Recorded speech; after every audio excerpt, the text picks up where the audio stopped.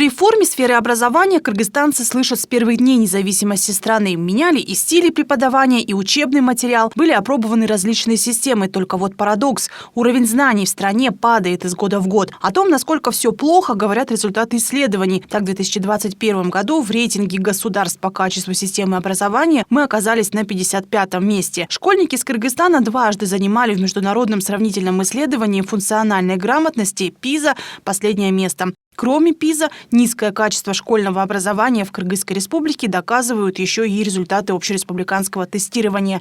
За 3 года средний балл по ОРТ в Кыргызстане снизился почти на 3 единицы. Меньше стало и тех, кто смог преодолеть установленный порог в 110 баллов. Ни одна реформа до логического завершения не была доведена. Поэтому и сегодня у нас очень много критики, нареканий со стороны общественности, качество образования. Реформа не должна быть за реформу, да? Просто реформу сделать. Обязательно должен быть результат какой-то реформы. И в то же время должна быть ответственность к результатам реформы. Начать и не заканчивать, чего мы пришли к этому. Да? Поэтому нужно, наверное, здесь очень такой всесторонне изученный такой подход нужен, обоснованный подход к реформе. И для этого должны работать глубоко, очень глубоко изучить проблематику самой реформы системы образования.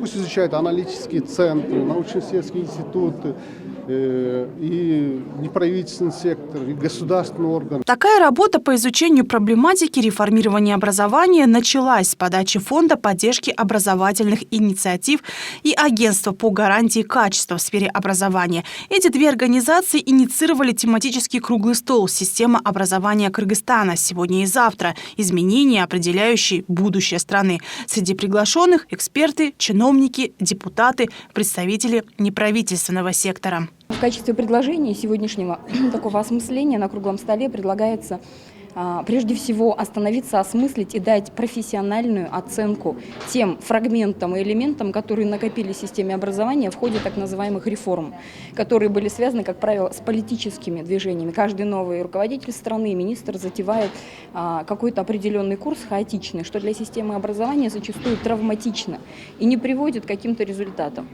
Очевидно, если мы зададимся вопросом, а где Кыргызстан в мировых рейтингах, например, лучших университетов, в любых иных рейтингах, по результатам ПИЗа, знаний и навыков учащихся, то картина будет очень плачевная. Но наша задача на сегодняшний момент, прежде всего, понять в целом, куда движется наша страна с точки зрения государственного управления, развития и экономического посыла. Какую экономику мы строим?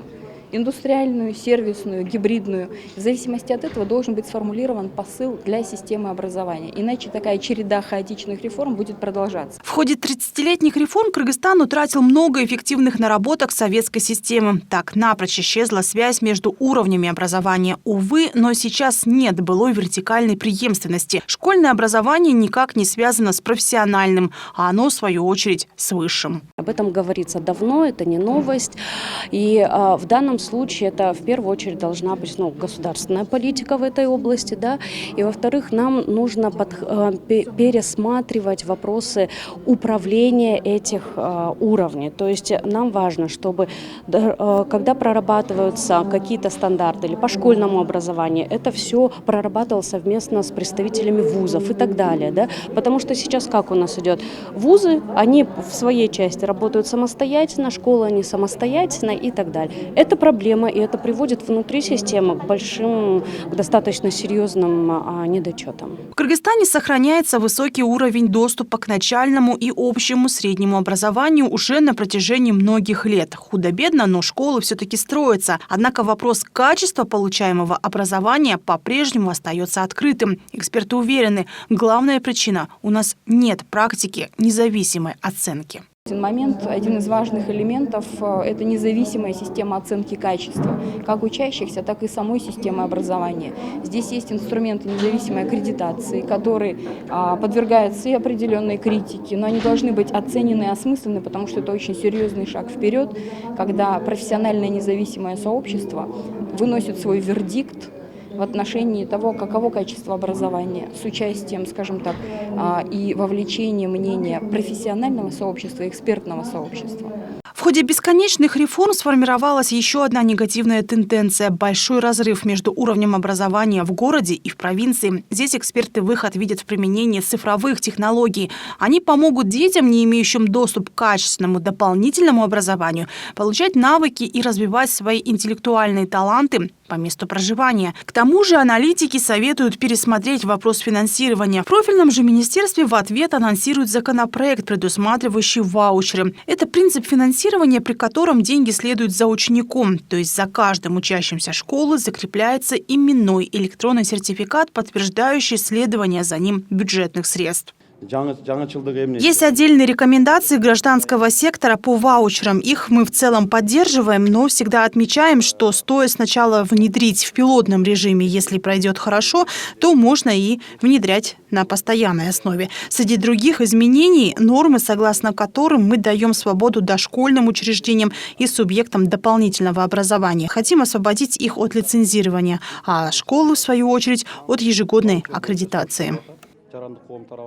Качественная реформа сферы образования для Кыргызстана имеет стратегическое значение. Страна главным инструментом развития выбрала именно человеческий капитал. А по оценкам Всемирного банка, если уровень образования в Кыргызстане достигнет Эстонии, ВВП республики увеличится на 20%. Екатерина Такамбаева, Чикшен Замирбеков, Пирамида.